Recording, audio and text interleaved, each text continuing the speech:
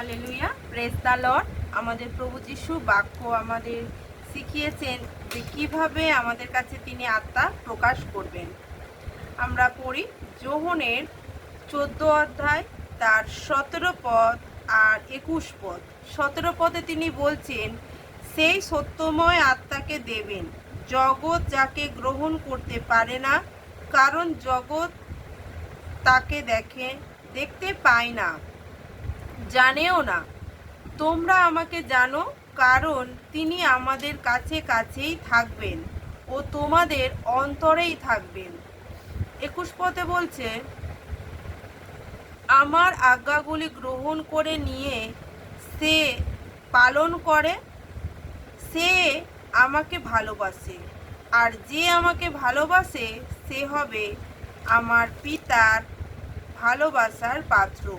আমিও তাকে ভালোবাসবো এবং তার কাছে আত্মা প্রকাশ করব। Hallelujah, praise the lord. এখানে প্রভু যিশু আমাদেরকে শিখিয়ে দিচ্ছেন যে প্রভু যিশুর যদি আমরা ভালোবাসি, তার যদি আজ্ঞাগুলো আমরা পালন করি, তাহলে তিনি আমাদের কাছে তার আত্মা প্রকাশ করবে।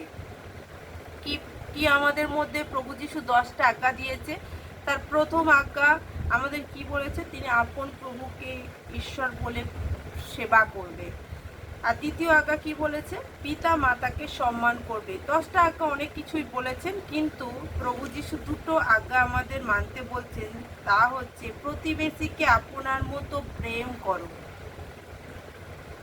এই হচ্ছে প্রথম আজ্ঞা। আর মন প্রাণ দিয়ে ঈশ্বরকে সেবা করো।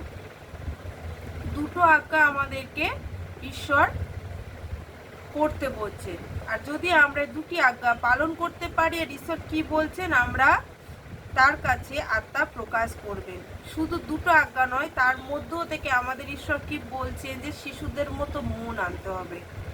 তা প্রভু যিশুর কাছে যখন আসবেন, তার বাইবেল যখন পড়বেন, তোমরা বুঝতে পারবেন যে ঈশ্বর কি বলতে চাইছেন। আর যখন আমরা বাক্য পড়ে বুঝবো যে যিশু আমাদের যা যা কথা বলেছেন, আমরা যদি সেই কথাগুলি আজ্ঞা মতো চলতে পারি, তবেই তিনি আমাদের কাছে আত্মা প্রকাশ করবেন। হালেলুয়া। আমি বিশ্বাস করি যারা প্রভুকে ভালোবাসেন, তার আজ্ঞাগুলি তারা মানেন। হালেলুয়া। জয় যিশু সবাইকে।